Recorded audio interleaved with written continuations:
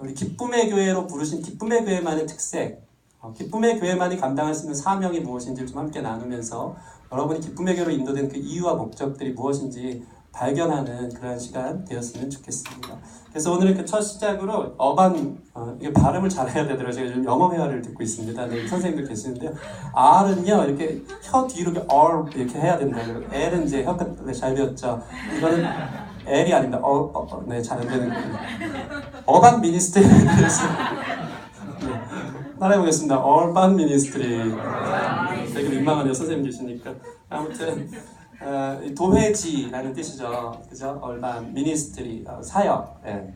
목회라는 의미도 있는데 여러분 한 명 한 명이 사역하는 것이 무엇인지, 도시로 부르신 우리의 사역, 기쁨의 교회로서의 어떤 도시 사역이 필요한지에 대해서 오늘 말씀을 통해서 함께 나눠보고자 합니다. 도시란 여러분 잘 아는 것처럼 정치, 경제, 산업, 문화의 중심지입니다. 사람들은요, 이러한 도시에 몰려들어서 주거 공간을 마련하고 서로 왕래하면서 좀 더 편리하게 살고 싶어 하고요. 좀 더 윤택한 삶을 꿈꾸며 살아가고 있습니다. 서울 인구가 여러분 몇만이나 됩니까? 아십니까? 1000만 정도 된다고 하죠. 1000만의 인구, 메가시티입니다. 1000만 정도 넘어서면 이 지구적인 글로벌한 비즈니스를 창출할 수 있는 메가시티라고 합니다. 전 지구적인 주목되는 서울 도성에 저와 여러분들이 이렇게 살고 있습니다. 부들께서 끙끙대면서 살아가고 있는 것입니다. 그러나 사람들이 이렇게 몰려들어서 살고 있다 보니까요, 인구와 건물이 집중되면서 그에 따른 많은 문제들이 야기되고 있습니다. 제일 심한 게 요즘 공해가 너무 심하지 않습니까? 봄인데도요, 저는 자동차를 운전할 때 창문을 못 열겠더라고요. 뿌연 미세먼지와 또 황사, 중국에서 나온 이런 일들로 공기가 탁해서 앞을 그 멀리는 산을 보지 못할 만큼의 이런 공해들이 많이 있는 것 같습니다. 알 수 없는 질병들이 또 많아지고 있습니다. 봄만 되면 이제 알러지로 고생하는 분들이 많을 텐데 여러 가지 이유를 알 수 없는, 저는 압니다. 제가 알러지 걸리는 이유는 고양이 때문인데 저희 집에 키우는 고양이가 알러지의 원인인 것 같긴 한데 1년 만에 극복했고요. 1년 동안 죽을 뻔 이제 했습니다. 여러 가지 이 알러지의 문제들이 있습니다. 사회악들, 수많은 범죄들, 그리고 교통난, 그렇죠? 주택난, 그 다음에 급수난, 실업과 빈곤의 문제, 전염병 등 여러 가지 사람들이 모여 살면서 이러한 문제들이 일어나는 것을 볼 수 있습니다. 사람들은 이러한 문제들을 극복하기 위해서야 수많은 대책을 마련하고 노력하고 연구하고 있습니다. 그런데 사실 세상은 여러분 보시는 바와 같이 시간이 지날수록 눈에 보여지듯이 점점 어두워져 가는 것 같고 점점 살기 힘든 세상 속에서 사는 것 같습니다. 1년 1년 다르더라고요. 피부로 와닿지 않습니까? 살아가는 것이. 나이를 먹을수록 와닿더라고요. 예전이랑 너무 다르더라고요. 그래서 우리가 응팔 보면서 은혜를 많이 받은 것 같습니다. 그 시절엔 그랬구나.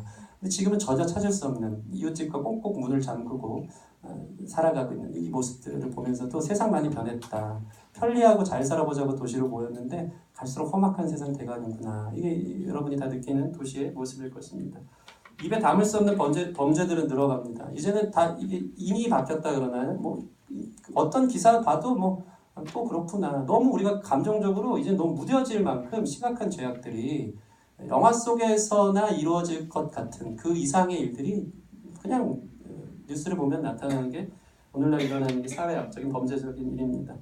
개인 이기주의는 극대화되어서 점점 자기밖에 모르는 삶을 살아가고 있습니다. 그렇게 될 수밖에 없더라고요. 자기 삶 하나 챙기기도 쉽지 않으니까요. 살기가 힘들다 보니까요. 사람들이 옹졸해져요. 되게 위축되어 살아가는 것입니다.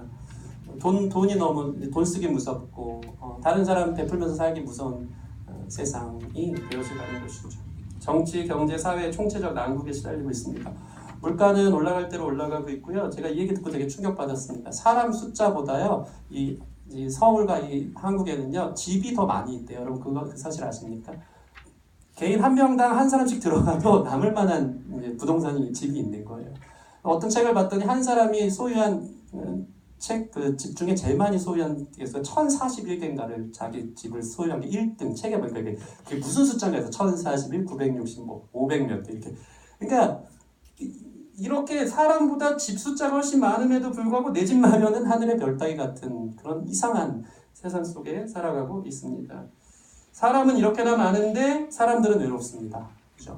사람은 지금 내 눈앞에 있음에도 불구하고 사람들은 관계에 목말라서요. 핸드폰 보면서 관계를 찾고 허덕이고 있는 세상 속에 살고 있습니다. 세상 사는 것이 만만치 않아서요. 그냥 하루하루 그냥 일락에 빠져 살아가는 사람들 되게 많습니다. 그냥 포기하고 그냥 주어진 대로 뭐 영원한 삶이 있겠어? 내 미래가 있겠어? 하면서 그냥 주어진 대로 그냥 살아야지. 쾌락이 극대화되는 세상 속에 살아가는 거예요. 내일이 없으니까 오늘 놀다 죽자. 이 마음이 극대화되는 게 오늘날의 세상인 것 같습니다. 쾌락의 극대화 막 찾다 보니까 창조의 질서를 깨트려 막 동성애까지 만연하는 이런 죄가 만연한 그런 모습들 가운데 우리가 살아가고 있는 것입니다. 성경은요 이러한 이유를 숨이 상당히 차고 있습니다. 이러한 이유를 아주 심플하게 정리하고 있습니다. 그것은 바로 무섭도록 심플한데요. 인간의 죄 때문입니다. 다른 게 없습니다. 인간 죄 때문입니다. 죄로 인해 하나님을 떠난 인간은 기근과 질병과 고통과 무질서와 파괴와 결핍의 삶을 살아가고 있는 것입니다. 용을 써도 죄가 있는 인간들은 그렇게 살아가게 되어지는 것입니다. 성경을 보면요, 이 도시의 시작이 하나님을 떠나는 것부터 시작되는 것을 볼 수 있어요. 창세기 4장에 등장합니다. 4장 16절 17절 보시고 같이 읽어보겠습니다. 시작. 가인이 여호와 앞을 떠나서 에덴 동쪽 롯 땅에 거주하였더니 아내와 동침함에 그가 임신하여 에녹을 낳은지라. 가인이 성을 쌓고 그의 아들의 이름으로 성을 이름하여 에녹이라 하니라. 그럼 가인은 어떤 사람입니까? 최초의 살인자입니다. 자기 아우를 죽였죠. 그 죄로 인해서 하나님으로부터 떠나게 됐어요. 에덴 동산에서 쫓겨난 뒤에 죄로 인해서 하나님으로부터 또 사람들로부터 유리하는 존재, 도망치는 존재가 되어진 것입니다. 사람들로부터 해를 입을까봐 하나님으로부터 떠나고 사람들로부터 해를 입을까봐 두려워서 성을 쌓기 시작한 거예요. 이 성이 정확하게 NIV 성경에는 시티라고 표현되어져 있습니다. 오늘날 같은 큰 도시는 아니겠지만요. 여기서 등장한 이 시티 발음 맞습니까? 네, 시리. 되게 자유했는데요. 네. 괜히 배웠어요, 영어 회화를. 코리안 발음으로 하시고. 시티의 두 가지 특징은요. 두 가지 특징이 이 말씀에 나와 있어요. 방금 읽은 말씀. 하나님을 떠난 후 지었다. 시티. 싸 보이네요. 자, 그 다음에 자기 아들의 이름으로 첫 이 시리를 지었다는 것입니다. 이 두 가지가 첫 도시에 등장하는 포인트예요. 하나님을 떠나고 지은 거, 자기 아들의 이름으로 지은 거. 하나님으로부터 떠났다는 것은 무엇입니까? 하나님과의 단절, 죄의 시작을 말하는 거예요. 그리고 아들 에녹성의 이름으로 지은 것은 하나님을 떠난 인간은 이제 자기 자신의 이름이 가장 중요한 돼버린 시대를 살아가는 것입니다. 자기가 왕이에요. 하나님 없이 살아가는 자기 이름 내려고 자기가 왕인 것이라는 의미가 이 첫 도시 속에 나타나 있습니다. 이런 모티브로 성경을 보면요 정말 재밌습니다. 다 이런 식이에요. 이로부터 가인으로부터 그 자손들의 문명이 시작됩니다. 가인의 후손인 야발이라는 사람이 있습니다. 그 사람이 이제 목축업의 조상이 됐습니다. 그리고 유발은 듣기만 해도 음악적이지 않습니까? 유발, 부드러운 음악의 조상이 되어 있고요. 이게 창세기 4장에다 나온 얘기입니다. 실라는 동철로 기계를 만드는 기계공학의 조상이 되었던 것입니다. 가인의 후손 중에 라멕이라는 사람이 있습니다. 많이 들어봐서 알겠지만 이 사람은 최초의 일부 다처제를 가져간 사람입니다. 그러니까 다 자기 이름, 자기 중심, 자기 쾌락, 자기 유익을 위해서 인간을 도구화하기 시작한 것입니다. 이 사람 또한 사람을 죽인 살인자였습니다. 그리고 그는 이렇게 노래합니다. 나의 상처, 나의 상함으로 말미암아 내가 소년을 죽였도다. 이 라멕의 노래를 부르면 다 나예요. 나의 상처, 나의 상함, 나의 어떠함 때문에 내가 어쩔 수 없이 내가 사람을 죽였다. 다 자기 중심, 자기 중심. 자기의 상처, 자기의 상함에 집중한 나머지 살인도 가능한 거예요. 그것도 마땅한 거예요. 그럴 수밖에 없었다는 거예요. 그것을 합리화하는 자기 중심적 삶의 극대화를 보여주는 것입니다. 다 이유가 있었다고 하는 거죠. 이렇게 죄로 시작하여 죄가 극대화되고 노아의 홍수로 세상이 물갈이가 되었지만 하나님을 그 뒤에 또 적극적으로 대항하는 니므롯 같은 사람, 영걸이라고 그래요. 하나님을 대항하는 용사와 같은 적극적으로 대적하는 사람들이 등장하기 시작한 것입니다. 그래서 심지어 창세기 11장에는요, 여러분이 잘 아시는 바벨탑 사건이 등장합니다. 여기서 바벨탑도 그 탑과 성읍이라고 나와 있는데 이 성읍 또한 시티로 표현되어져 있습니다. 사람들이 군락을 이루고 성읍을 만들고 이 도시 안에서 살아가면서 바벨탑은 여러분 잘 아는 것처럼 높이 쌓아서 하나님과 대적하고 자기들의 이름을 세상에 알리기 위해서 탑을 쌓은 것을 볼 수 있는 것입니다. 그래서 어떻게 하시죠? 하나님은 그들을 언어로 흐트러 놓습니다. 이게 역사가 반복되는 거예요. 사람들은 계속 도시를 만들기 시작합니다. 하나님을 대신하는 우상을 만들기 시작했고, 하나님께서는 이 우상의 산지였던 갈대아 우르는 바벨론의 시작이 되어지는 땅 아닙니까? 거기서 믿음의 조상 아브라함을 선택하셔서 다시 도시가 아닌 가나안 땅으로 이렇게 건져내서 일하시는 것을 볼 수 있습니다. 죄의 참상을 심지어 제대로 보여주는 아브라함 시대의 소돔과 고모라의 성읍은 어떻습니까? 보기에는 에덴 동산 같고 애굽 땅 같이 살기 좋아 보였지만 사실은 쾌락의 노예가 되어진 아주 음란한 심판받아 마땅한 죄가 창궐한 그러한 도시였던 것을 볼 수 있습니다. 이렇게 성경은 도시에 대한 부정적인 이미지를 계속 보여줍니다. 사실 도시 자체가 잘못된 것은 아닌데, 여러분 오해하지 마십시오. 도시 자체가 잘못된 건 아니지만 누가 도시를 만들어서 사느냐에 초점을 맞춘다면 당연히 부정적인 이미지가 도시 가운데 있는 것입니다. 여러분, 죄 없는 인류의 문명이 만약에 발전했다면, 아담과 하와이의 인류의 문명이 발전했어도 도시처럼 됐을 것입니다. 예수님이 재림 때에는요, 나타날 천국, 즉 새하늘과 새 땅이라 그러잖아요. 이게 정확하게 도시로 표현되어져 있습니다. 새 예루살렘도 도시화되어서 위에서부터 아래로 내려온다고 요한계시록은 기록하고 있습니다. 요한계시록 21장 2절 말씀.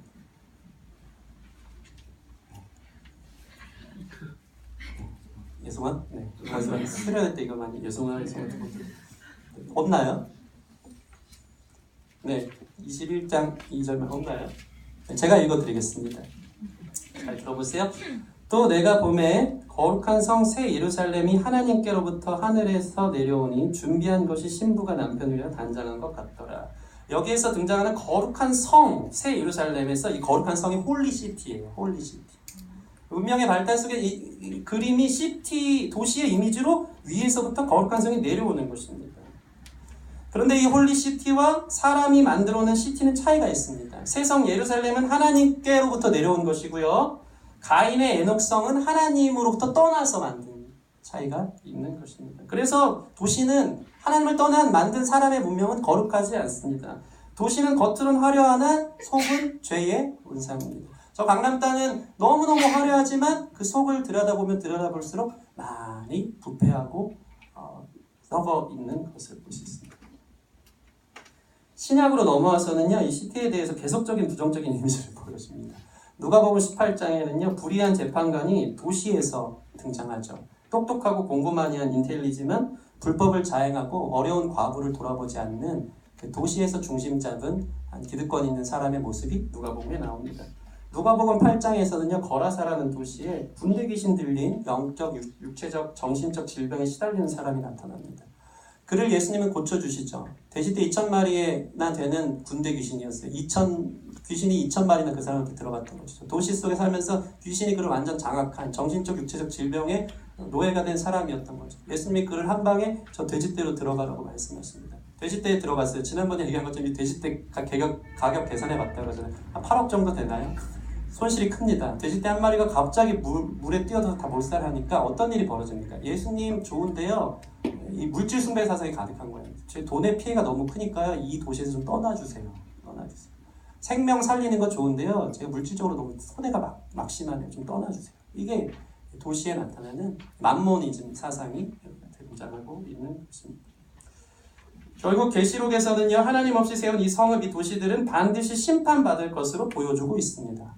큰 성 바벨론, 귀신의 처소와 각종 더러운 영이 모이는 곳과 각종 더럽고 가증한 새들이 모이는 곳이 심판받는 내용이 계시록 18장에 등장하고 있습니다.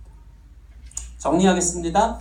하나님을 떠나 만든 도시는 하나님을 적극적으로 대적하며 죄가 가득 찬 곳이 되었고 결국 심판받을 곳이라는 것입니다. 여러분이 사는 도시다. 그런데 오늘 말씀을 보니까 이 도시 속으로 누가 찾아가고 계십니까? 예수님이 찾아가십니다. 오늘 말씀 35절 같이 읽어보겠습니다. 35절 시작. 예수께서 모든 도시와 마을에 두루 다니사 그들에게 한 땅에서 가르치시며 천국 복음을 전파하시며 모든 병과 모든 약한 것을 고치시니라. 아멘. 아멘.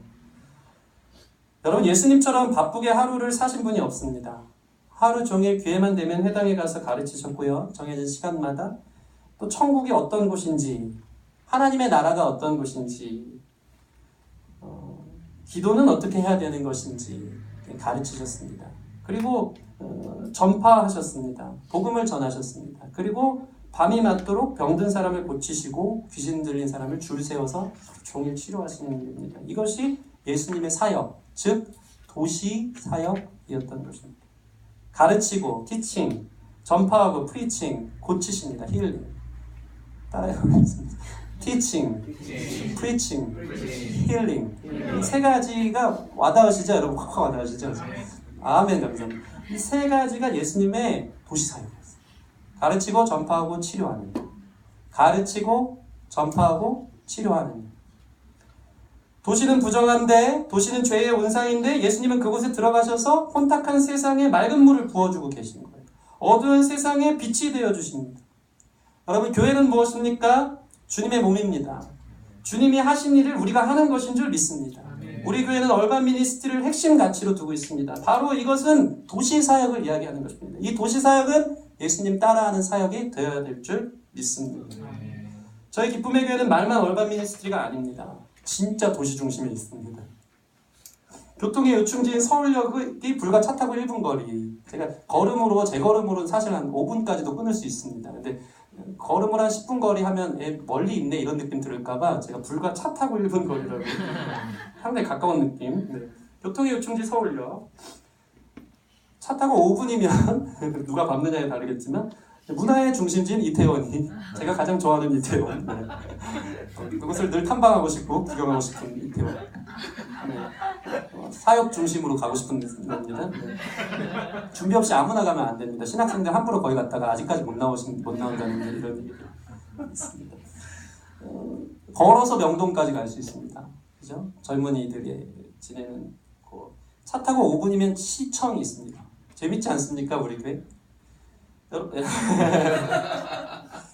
시청 앞 광장을 여러분 둘러보신 적 있습니까? 광장에 서보신 적 있습니까? 월드컵 때 서보셨습니까?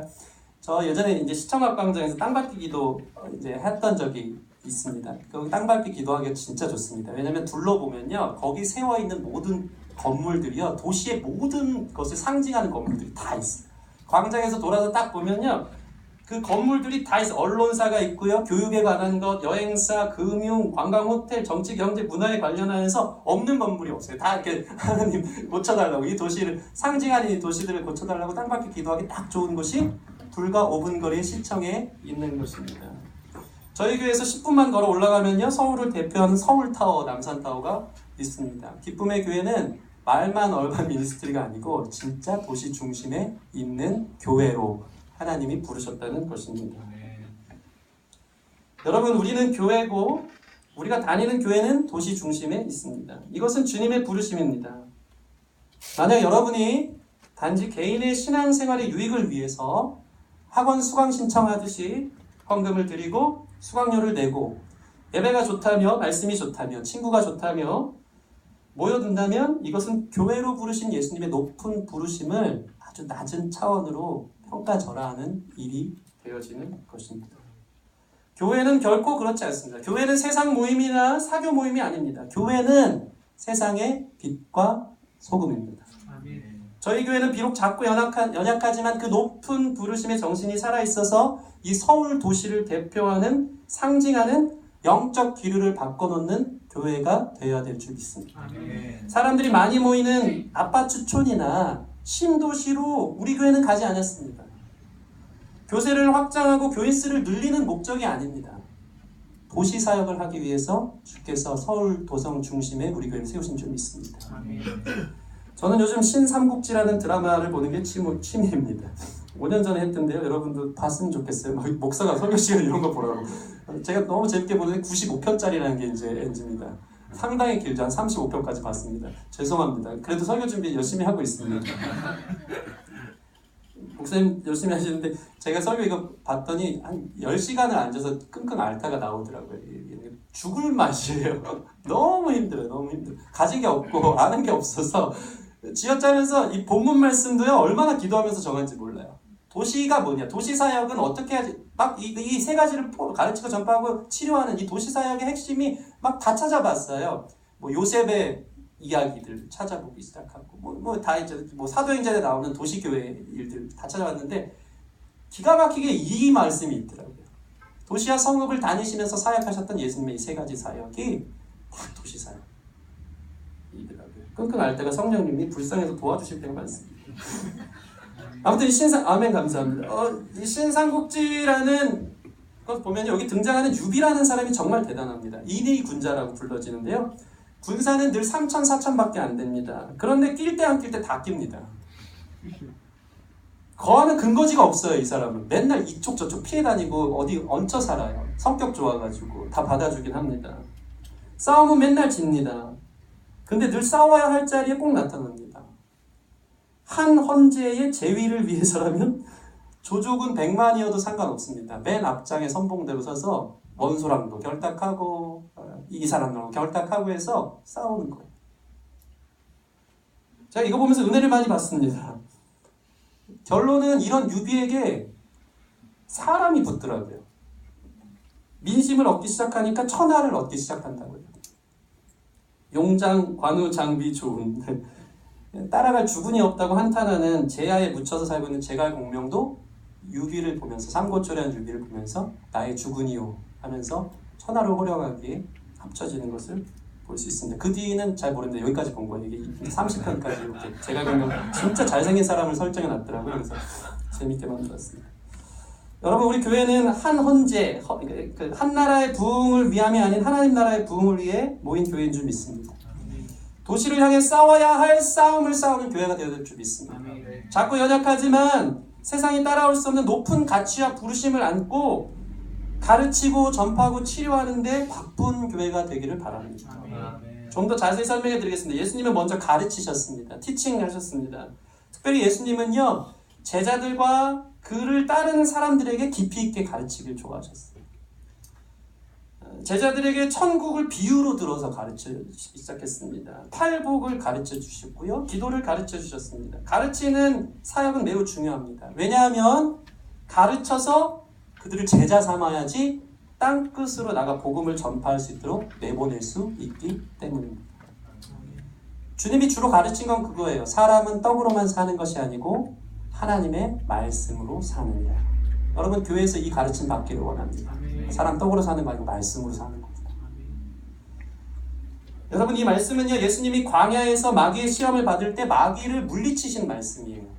사람이 떡으로 사는 게 40일 금식하고 얼마나 배고프셨겠어요. 저 돌덩이를 들어 떡으로 만들으라고 하니까 사람이 떡으로 사는 게 아니라 나 충분히 바꿀 능력이 있는데 하나님 말씀으로 하나님 순종하면서 하나님 뜻에 부합해서 사는 것이다 라고 그것을 물리치고 승리하십니다. 공중 권세 잡은 마귀예요. 정사와 권세와 세상 주관자들과 어둠의 영에 사로잡힌 이 도시를 장악하고 있는 것 같은 마귀지만 주님께서는 단 한 방의 말씀으로 마귀의 권세를 물리치신 것입니다. 그 가르침을 받는 사람은 도시에서 승리하는 하나님의 사람이 될 줄 믿습니다.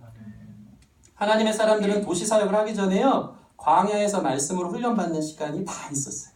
이게 참 재밌습니다. 이 광야의 어원은 미드바르라고 해요. 여러 가지 어원이 있지만 미드바르는 말씀인 다바르에서 파생한 단어예요. 광야는 미드바르인데 다른 말로 얘기해서 하나님의 말씀이 있는 곳이 광야의 어원입니다.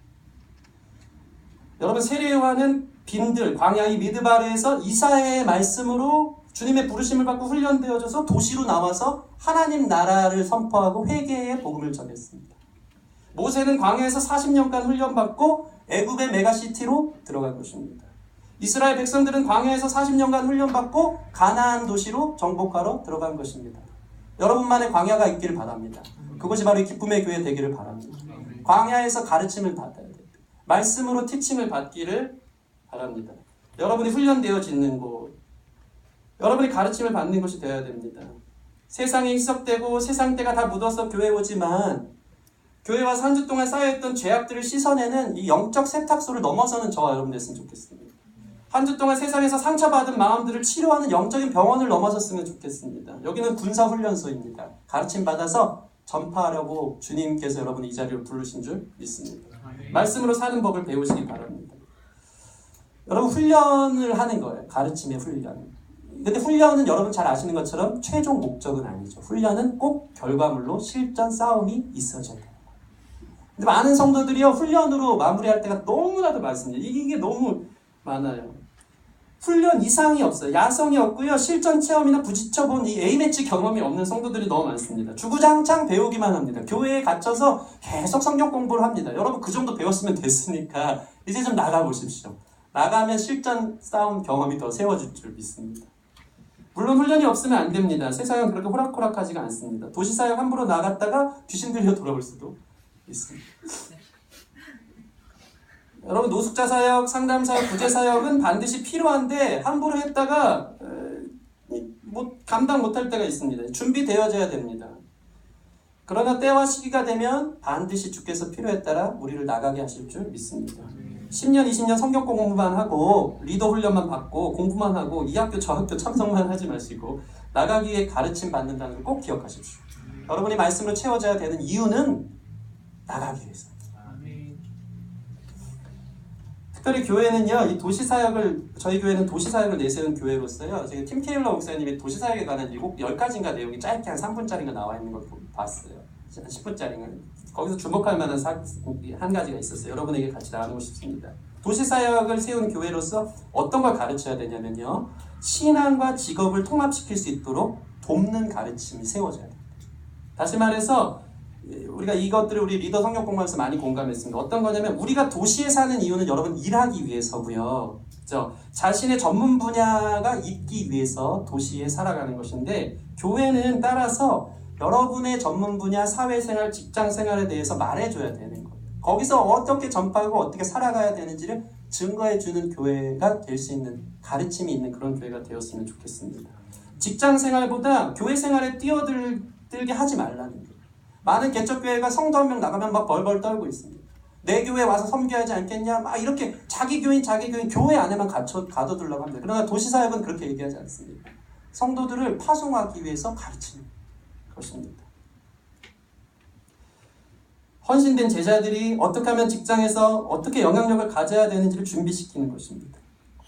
그러한 우리 교회가 되었으면 좋겠습니다. 여러분의 모든 삶이 기독교적 사고가 들어가도록 해야 되는 것입니다. 어떻게 상관을 대할 것인가, 성경적으로. 어떻게 희생하며 손해보는 삶을 그리스도를 위해서 살아갈 것인가, 어떻게 그리스도인의 세계관으로 살아갈 것인지를 가르쳐주는 도시사역은 매우 중요한 것입니다. 여러분, 교회는요, 선교적 교회라는 건 없습니다. 교회는 곧 선교회인 줄 믿습니다. 교회는 주님 오실 길을 기다리고 준비하는 거라고 했어요. 주님 오실 길 기다리고 준비하는 최고의 비결이 뭔지 아십니까? 땅끝까지 이르러 주의 말씀과 복음을 전할 때 주님이 빨리 오시는 거예요.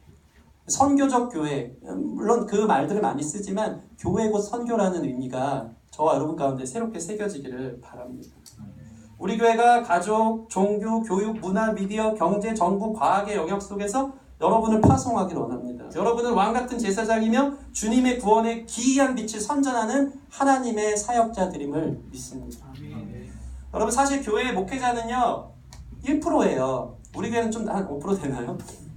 나머지는 다 도시 속에 살아가는 여러분이에요. 여러분, 이게 무슨 소리입니까? 여러분은 한 주의 대부분의 시간을 직장과 학교에서, 가정에서 보냅니다. 여러분은 교회 중심이 아닌 예수 중심이 되어져야 됩니다. 세상 속에서 예수 중심으로 살아가는 것을 가르치는 교회가 되어져야 되는 것입니다. 세상 속에서 예배하는 사람들이 되어지기를 바랍니다. 세상 속에서 예배하는 사람들이 되길 바랍니다. 제가 잠깐 가르침을 드리자면 세상 속에서 예배하는 태도는 무엇입니까? 수업 시간에 기도하는 것입니까? 아니죠. 회사에서 복사하라고 시켰는데 복사하다 말고 하나님과의 약속 시간이라며 큐티책을 펼치는 것이 예배하는 삶입니까? 전혀 그렇지 않습니다. 회사 야근이 있는데 오늘 뭐 교회에서 목사님이 불렀다고 자기의 주어진 일을 등한시하면서 나 교회 가서 예배 드려야 된다고, 그게 예배하는 삶입니까? 그렇지 않습니다. 어떤 것이 세상 속에서 예배하는 삶이냐면 24시간 예수님이라면 이 상황에서 어떻게 하셨을까를 묵상하는 것이 예배하는 삶인 줄 믿습니다. 이 상황에서 예수님은 어떻게 하셨을까를 묵상하십시오. 그게 예배자로서 세상 속에 살아가는 승리하는 사람들의 비결인 줄 믿습니다. 두 번째 예수님의 사역은요, 따라해보겠습니다. 전파하는 사역. 프리칭이었습니다. 가르치면 이제 전파로 이어져야 됩니다. 가르친 자들의 최종 목적은 전파하는 도구들로 나아가는 것입니다. 사도 바울은요, 전도 여행 다니면서요, 교회를 세우는 일을 하였는데 한 교회에 제일 오래 머물러 있던 적이 몇 년인지 아십니까? 에베소 교회 3년입니다. 1년 6개월, 뭐 2년, 그리고 짧게 교회만 세웠어요. 그리고 가르치는데 제일 많이 투자한 게 3년이에요. 그리고 이 가르침, 그러니까 전파하는 일에 아주 몰두해서 교회를 세우고 전파하고, 만약에 복음이 그들에게 들어가지 않으면 늘 했던 일이 있어요. 예수님이 가르친 것처럼 발에 먼지를 떨어뜨리고, 너희는 아직 때가 아닌가 보다. 주님의 씨를 난 던졌고 그걸 자라게 하는 분은 주님이니까 발에 먼지를 떨어뜨리고 다른 도시로 이전하는, 전파하는 사역을 했던 사람입니다. 3년 이상 머무른 적이 없어요. 복음이 증거되는 것이 중요하기 때문입니다. 복음의 열매를 하나님께 맡겨드리고 씨를 뿌리는 사역, 전파하는 사역이 여러분 곳곳에 일어나길 바랍니다. 여러분 때론 이런 무대포 정신이 있었으면 좋겠습니다. 통계적으로요, 한 사람이 복음을 듣고 주께 돌아오기 위한 횟수가요 16번이라고 합니다. 예수님 믿으세요. 예수님은 당신의 구원자입니다. 예수 믿고 천국 백성 되세요. 예수 믿어야지 영원한 생명이 있습니다. 이런 복음들이 한 사람이 16번 정도 들으면 이제 돌아올 확률이 많다라는 것을 예전에 전도학교에서 한번 들은 적이 있습니다. 우리는 그들이 복음을 한 번만이라도 더 듣게 기회를 제공하는, 전파하는 사람들이 되었으면 좋겠습니다. 그래서 그 사람들이 통계적으로는 아마 16번 들었다면 주께 돌아올 것입니다. 우리가 복음을 전하지 못하는 이유 중 가장 큰 것은 무엇입니까? 큰 이유는 내가 복음을 전했다가 관계가 어색해지고 나를 좀 이상하게 볼 것 같은 게 우리에게 있는 가장 큰 두려움일 때가 많습니다. 그러나 이것은 편견입니다. 이것도 통계적으로 나왔는데요, 절대 그렇지 않대요. 여러분 두려워하지 마세요. 관계 이상해지지 않습니다. 우리 이상하게 보지 않아요. 이상하게 보긴 합니다. 어떻게 보는지 아십니까? 쟤 좀 특별하다, 탁월하다. 신뢰가 가기 시작하는 거예요. 이 모습들이 여러분 가운데 회복되었으면 좋겠습니다. 믿음으로 자기를 그렇게 세팅하고, 여러분 나는 하나님 믿는 사람이라는 I'm a Christian이라는 그 선교사적 마인드가 여러분 가운데 있기를 바랍니다. 크리스찬이라는 것을 당당하게 알리세요. 여러분 학교에서 숨어있지 않기를 바랍니다. 교회에서만 크리스찬인 척, 리더인 척 하지 마세요. 제발 이러지 않았으면 좋겠습니다. 교회에서는 진짜 좋은 교회 오빠, 능력 있는 오빠인데 세상에서는 교회 다니는 거 숨기면서 살아가는 참 많은 사람들이 우리 기쁨의 교회는 없는 줄 알고 있습니다. 여러분 오픈하세요. 나는 크리스찬입니다. 오픈하세요. 이게 훈련이에요. 오픈하세요. 오픈하면요, 그런 부담감이 우리 삶에 생기기 시작하면서 우리 삶의 태도가 의식하는 삶이 되는 거예요. 한 사람이라도 더 인도되어질 수 있도록, 주께 인도되어질 수 있도록 우리의 삶의 태도가 거룩하고 정결해지고 뭔가 탁월해지고 특별해지고 성실해지는 줄 믿습니다. 여러분 교회에서만 슈퍼 크리스찬 리더, 교회 오빠 되지 말고 세상에서 리더가 되기를 축원합니다. 이 가르침과 전파의 균형이 그래서 상당히 중요해요. 가르치기만 해서도 안 되지만 가르침 없이 전파만 해서도 안 됩니다. 균형이 중요한 것입니다. 기독교의 센스라는 한홍 목사님 책을 보면 이런 내용이 있습니다. 다리를 놓는 사람들 대 요새를 쌓는 사람들의 균형을 얘기해요. 다리를 놓는 사람들은 어떤 사람들이냐면요, 시대의 문화와 대화하는 그리스도인들입니다. 그들은 교회가 기독교 신앙과 세상 철학과의 공통점을 찾아서 양쪽이 서로 대화하고 화목할 수 있도록 다리를 놓아야 된다는 세상 방식으로 적극적으로 나아가는 사람들입니다. 당시 세상 철학을 주도하던 헬라 철학과 기독교 신앙을 접목시키려고 했습니다. 그런데 결국 이런 사람은 어떻게 됐습니까? 세속주의로 타락하거나 초대교회에서 가장 무서운 이단인 영지주의와 아리우스주의를 탄생시킵니다.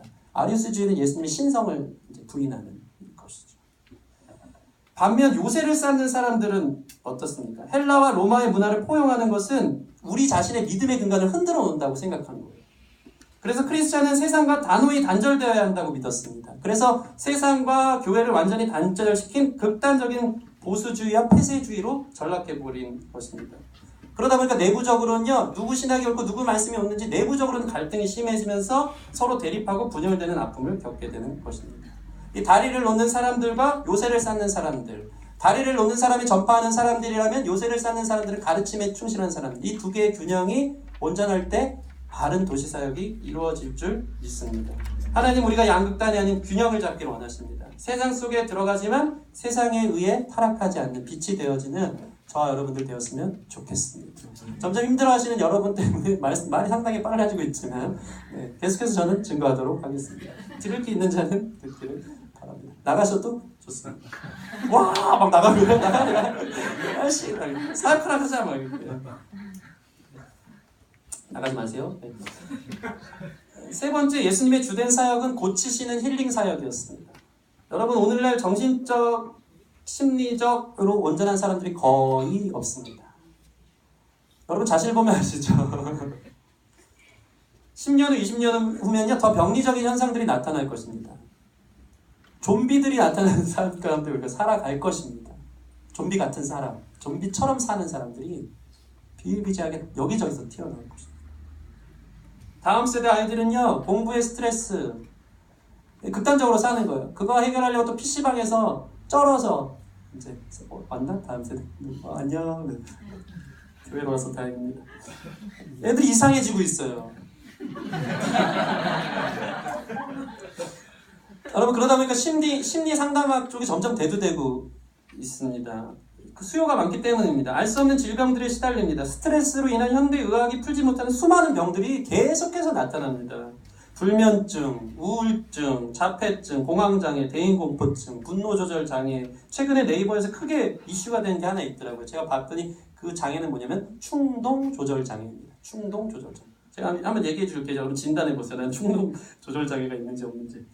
충동조절장애는 간헐성 폭발장애, 병적 도벽, 병적 방화, 병적 도박, 발모광, 기타 충동조절장애, 강박적 성중독, 강박적 자해, 강박적 인터넷 사용, 강박적 쇼핑, 쇼핑 중독, 상처 내기, 손톱 물어뜯기, 소화기에는 품행장애, 폭식장애, 신경성 폭식증, 성도착증, 양극성 장애, 조울병이죠.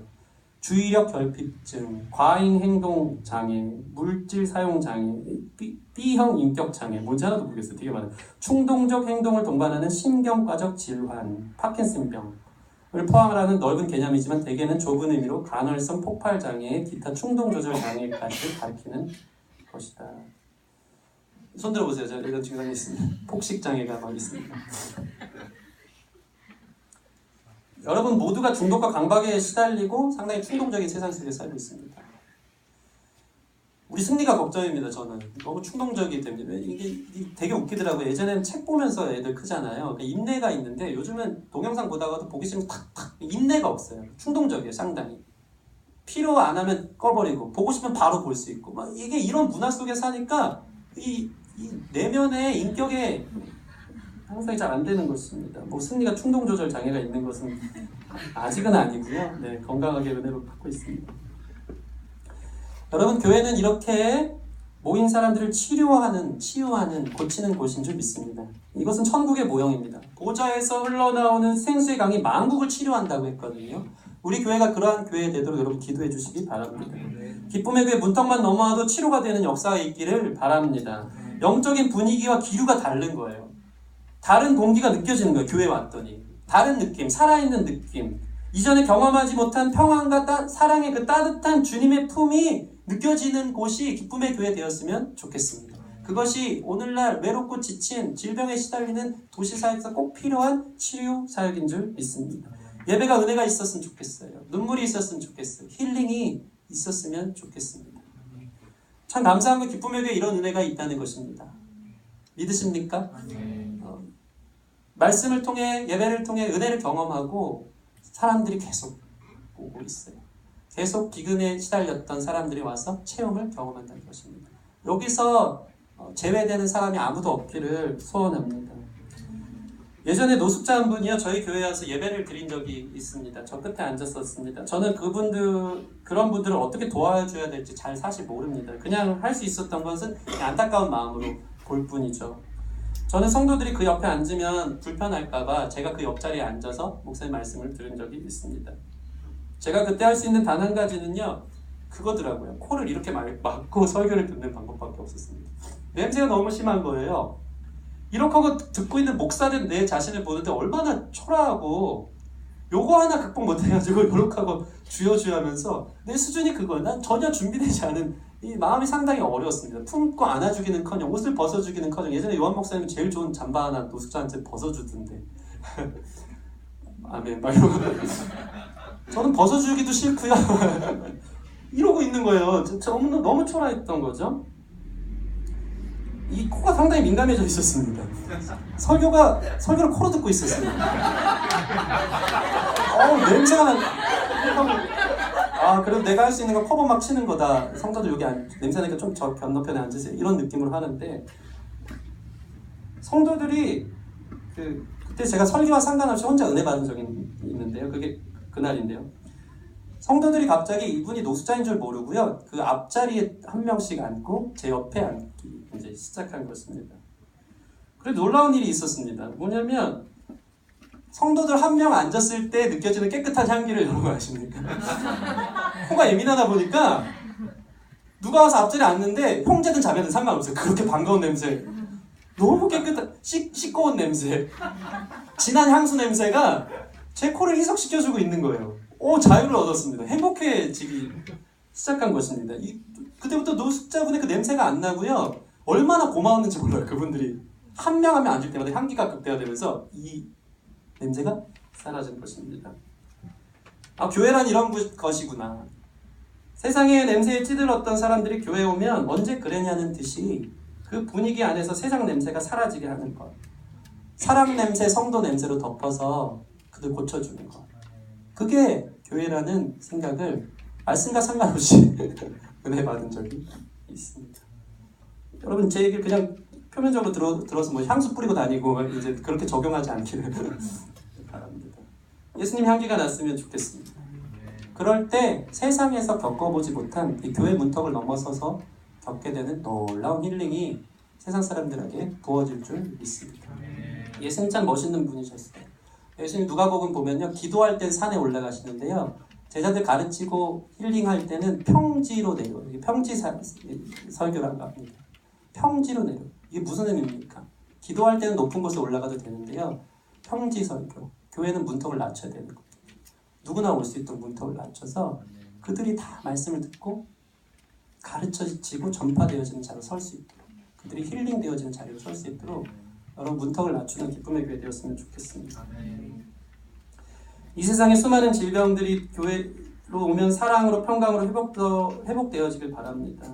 기도 중에 낫는 역사가 있게 되고 스트레스가 떠나서 불면증과 우울증이 사라지고 자신이 예수님의 사랑을 받고 가치 있는 존재라는 생각들이 있어서 모든 열등감과 질병들이 사라지는 귀한 역사가 기쁨의 교회에서 있기를 바랍니다. 오늘 말씀을 다시 한번 이어서 한번 읽어보고 말씀 다 맞춰가니까요. 여러분, 우리 9장 36절 말씀 같이 한번 읽어보겠습니다. 시작! 무리를 보시고 불쌍히 여기시니 이는 그들이 목자 없는 양과 같이 고생하며 기증합니다.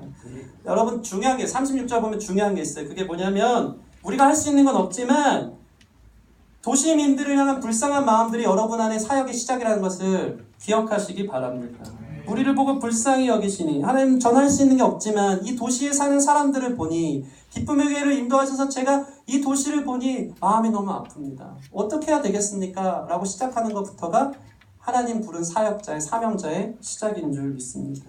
목자 없는 양과 같이 고생하며 기진합니다. 나만 기진하고 고생하는 데 집중하는 게 아니고 세상 사람들 보면서 고생하고 기진하는 그 허무하고 힘든 눈빛들이 우리 아픔이 되어지기를 바랍니다. 우리 37절부터 38절 같이 읽겠습니다. 시작! 이에 제자들에게 이르되 추수할 것은 많되 일꾼이 적으니 그러므로 추수하는 주인에게 청하여 추수할 일꾼들을 보내주소서 하시니라. 아멘. 그래서 이렇게 기도하라고 합니다. 제자들에게 이르시되 추수할 것은 많되 일꾼이 적으니 주인에게 청하여 추수할 일꾼들을 보내어 주소서 하라. 여러분, 우리 교회가 도시사역을 잘 감당하기 위해서는 이 기도가 시작되어야 되는 줄 믿습니다. 이 기도는 어떻게 보면 참 안타까운 기도로 느껴집니다. 보세요. 추수할 일꾼이 없대요. 추수할 일꾼을 보내달라고 기도하는 게 상당히 좀 이렇게 힘든 기도 같습니다. 그런데 문맥을 자세히 보시면 전혀 그렇지 않습니다. 주님의 마음을 본받은 교회가 되어서 가르치고 전파하고 치료하는 이 도시사역을 잘 감당하는 교회가 되길 원한다면 기도하라는 것인데, 주인 대신 하나님께 기도하면 주께서 각 분야마다 준비된 하나님의 사람을 보내주신다는 긍정적인 기도인 줄 믿습니다. 추수할 사람이 없습니다 한탄하는 기도가 아니고 놀라운 게 있습니다. 37절 보시면 이에 제자들에게 이르시되 추수할 것은 많되, 이건 긍정의 표현인 줄 믿습니다. 추수할 게 많은 시대 속에 우리가 살아가는 줄 믿습니다. 우리 아까 찬양한 것처럼 추수할 때가 이르러 들판은 휘어졌네. 우리는 추수할 일꾼데요. 주 말씀을 선포하라.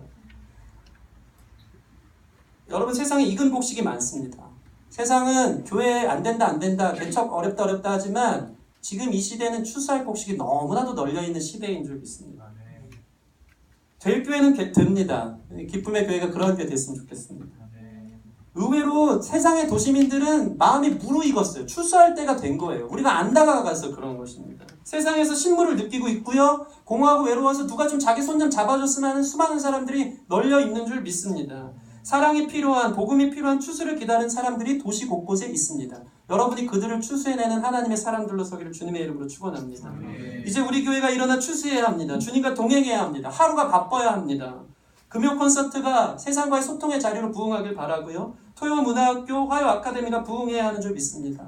말씀으로 하루를 살도록 새벽을 깨우는 새벽 예배가 일어나기를 바랍니다.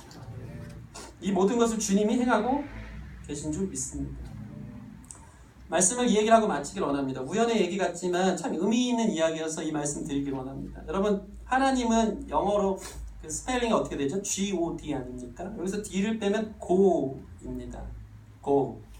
사탄은 어떻습니까? S-A-T-T-A-N인데요. 세이튼에서 뒤에 T-A-N을 빼면 set입니다. 이것은 뭡니까? 우연일지 모르지만 set은 안주하다, 머물러 있어라. 그냥 앉아서 그냥 그 모양 그 꼴대로 살아라. 네 삶이나 챙겨라라는 의미가 있는 것 같습니다. 주님은 go 하십니다. 앉아있지 말라고 하십니다. 전파하라고, 가르치라고, 나아가라고 말씀하시는 분인 줄 믿습니다. 그게 사도행전 액츠예요. 행동하는 거예요. 행동하는 사람이 교회인 줄 믿습니다. 오늘 말씀 35절 보면요, 언급하지 않은 한 가지 동사가 더 있습니다. 35절 같이 한번 다시 읽겠습니다. 시작. 예수께서 모든 도시와 마을에 그를 다니사 그들의 회상에서 가르치시며 천국 복음을 전파하시며 모든 병과 모든 약한 것을 고치시니라. 세 가지 동사는 뭐였죠? 가르치고 전파하고 고치신다는데 한 개 더 있습니다. 뭡니까? 예수께서 모든 도시와 마을에 두루 다니사. 저 영어야 알고 나서 NIV 성경 보니까요, Jesus went라고 나와 있더라고요. 고의 과거형 맞습니까? 할렐루야. 잘 됐습니다. Jesus went. 주님이 가셨다는 겁니다. 가신다는 것입니다. 그분은 움직이는 분인 줄 믿습니다. 그분은 하루 종일 움직이는 분입니다. 바쁩니다. 그것이 교회 사역의 핵심인 줄 믿습니다. 여러분, 안주하지 마십시오. 배우려고만 하지 마십시오. 한번 도전해보고 go 하는 저와 여러분 되었으면 좋겠습니다. 삶의 자리로 나아가고 그것이 우리가 도시에서 살아가는 거룩한 교회로서의 부르심의 이유인 줄 믿습니다. 기도하시겠습니다.